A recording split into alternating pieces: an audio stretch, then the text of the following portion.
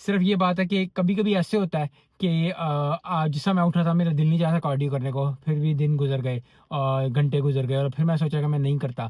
لیکن ہمیشہ یاد رکھیں کہ کوئی بھی چیز جو ہے آسانی سے نہیں ملتی. اگر آپ کو کوئی چیز آسانی سے مل گئی ہے تو وہ اللہ کی رحمت ہے، آپ کو مل گئی ہے. نعمت کو پروٹیکٹ کرنے کے لیے آپ کو کام کرنا پڑتا ہے. بڑی اچھی باڈی تھی، بڑی اچھا جسم تھا، لیکن پھر وہی کہ پروٹیکٹ نہیں کیا، اچھا دھیان نہیں دیا، بس ٹھیک ہے یار لگ جائے گا، تھوڑی محنت کر کے بھی ہو جائے گا.